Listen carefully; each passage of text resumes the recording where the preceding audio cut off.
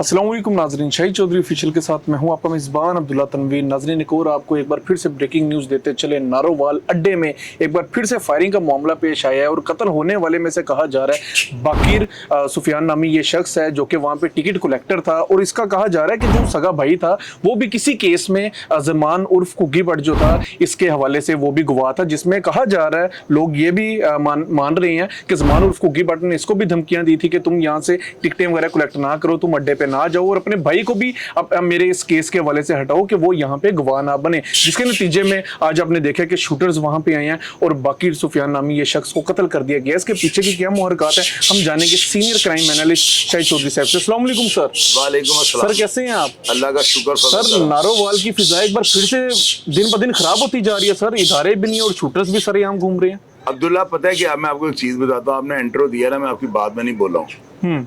असल में ना पब्लिक को जो है ना एक चीज बताने की बड़ी जरूरत है ना। मैं बेहतर समझता हूँ कि लोगों को पता लगना चाहिए। ये जो 3-4 महीने पहले सईद नाम का एक बंदा कत्ल हुआ है ना, जी जी, उसके कत्ल होने के बाद जो है ना वो यानी कि अंडरवर्ल्ड के अंदर बड़ा उसका नाम था और 25 से 30 अफराद के जो है ना वो खाते उसके पढ़ते हैं कि उसका कत्ल किया। बड़ा खतरनाक आदमी था। उसको जो है ना ये इमरान भट्ट के अड्डे के ऊपर मार दिया गया था जो 3-4 महीने पहले की बात है। अब लोग जो है ना, लोग ये देख रहे हैं कि जमान कुग्गी जो है ना वो उसने ये मर्डर करवाया है। अब उसमें ये देखो, ये कोई फिल्म की शूटिंग तो नहीं है ना कि अभी 4 दिन पहले इतना बड़ा हमला हुआ है और उन्होंने नमाज तरावी के दौरान जो है ना इमरान भट्ट को शहीद कर दिया। मैं शहीद कहूंगा क्योंकि नमाज के दौरान था।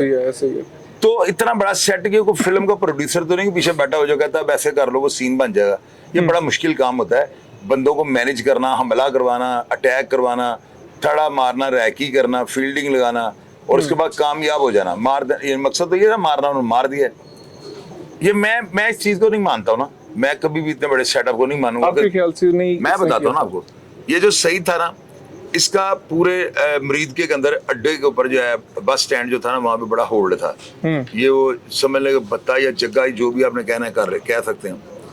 तो वो जो है ना उसके मरने के बाद कुछ जराये ने मुझे ये बात किया है, लेकिन ये चूंकि बच्चे हैं ना छोटे, अब्दुल्ला और इरफान जो मुद्दई बना है, वो कहते हैं कि इन्होंने जो है ना कहा था कि बड्डा हमने उनके बंदों को नहीं लेने देना। वो मरीद के वाला जो अड्डा है ना जो कि सईद चलाता था, जो उसको हैंडल वो करता था, तो ना इनको करने देंगे और ना इनको जो है ना यानी कि किसी भी एंगल से जो है ना उस अड्डे के ऊपर इनके बंदों को नहीं हम जाने देंगे।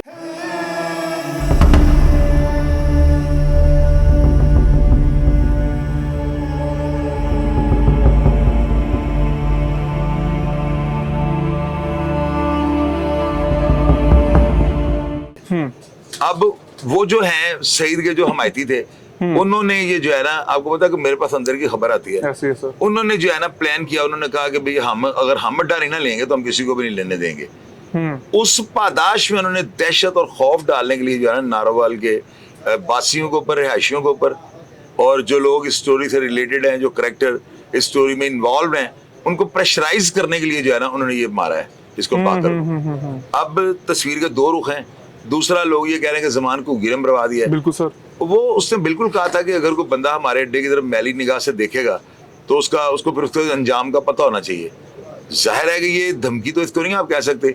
ये तो जमान ने जो है ना एक बात की है कि अगर आप बीज गोंगलू का बोएंगे तो गाजर आप नहीं खा सकते ना, जो बीज है वो काट रहे हैं। तो वो एक खुला जो है ना मैसेज था।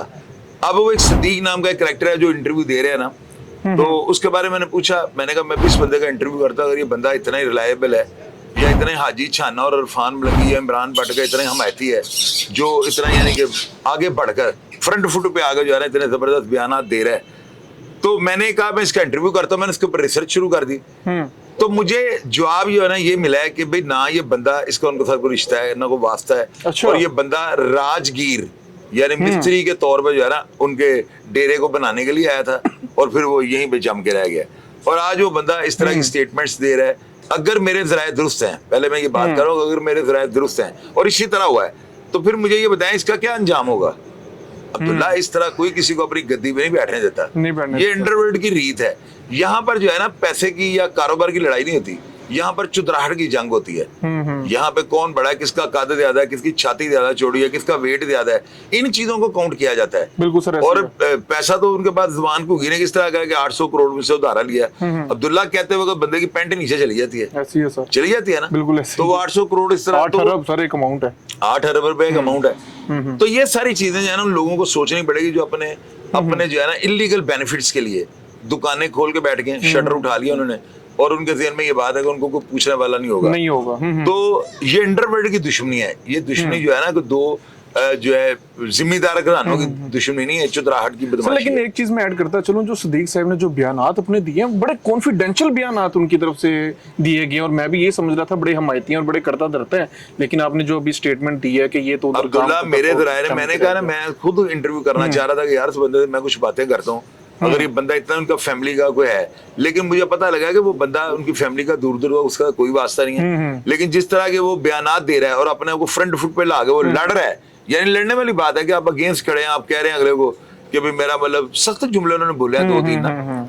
तो ये चीजें जो है ना, ये चीजें एक बंदा है अब जुमान घुग्गी जो है ना वो 45 साल से इस जंगो जंगल को जो है ना देख रहा है, और बड़ी मुसीबतों से काटी है। छाना और मलंगी तो दुनिया में नहीं है ना, इमरान भट्ट भी चला गया।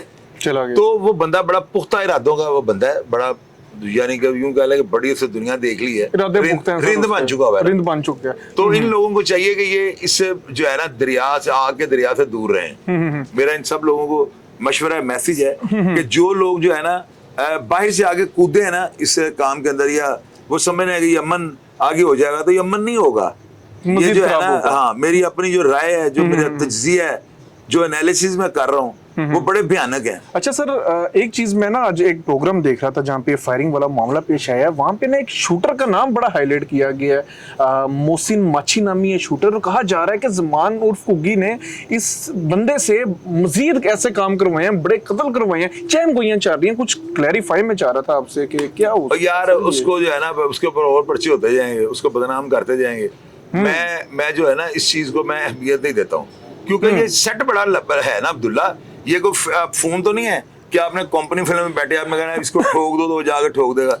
ये बंदा भेजना पड़ता है, उसको मैनेज करना पड़ता है, पैसों का लेन देन होता है, वाया बैंक हुआ है, किस बंदे को बीच में डाला है, या उधार पे बंदा मरवा रहा है, पूरा एक तरीकाकार होता है सर, लेकिन पूरा हिकमत अमली होती है सर। लेकिन एक चीज मजीद मैं ऐड करना चाहूंगा सर, मेरा बस लास्ट क्वेश्चन ही होगा इस केस के हवाले से सर। कुछ ऑडियोज चली थी और ऑडियोज मैंने सुनी थी, कहा जा रहा था ज़मान उर्फ कुग्गी भट्ट की ये आवाज है, और बड़ी वाज़ेह धमकियां दी जा रही थी एक मुलाजिम को भी कि तूने अड्डे पे नहीं जाना। आप इस चीज को क्या समझते हैं? इस चीज को देख के मजीद लोगों ने समझा होगा कि इसी शख्स ने हमला करवाया, आप क्या समझते हैं सर? अब्दुल्ला, जिस तरह के वो लोग हैं ना कुग्गी वगैरह, ये धमकी तो आप छोड़ दें, वो बहुत आगे तक जाने वाले लोग हैं।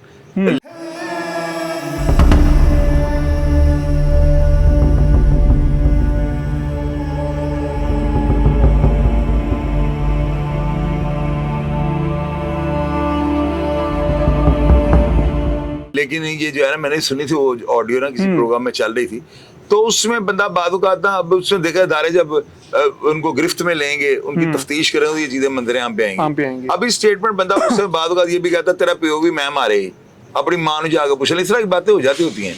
और मैंने सुना है अब उसमें जो है ना, अब पता नहीं किस फोन में वो वीडियो बनी है, अब उसका फ्रांदी को होगा तो पता लगेगा। अभी इस तरह की वीडियो आपको पता है, डीफेक टेक्नोलॉजी, क्योंकि सर मुलाजिम बड़ा डर रहा था, कह रहे थे तुसी मेरे प्यो, तुसी मेरे बाप हो, मैं नहीं उठे जावांगा, बड़ा डरा हुआ घबराया हुआ था। वो बंदा रिकॉर्डिंग कर रहा था ना, वो अपने आप को जब मजलूम शो कर रहा था, तो पता ही रिकॉर्डिंग चलनी है।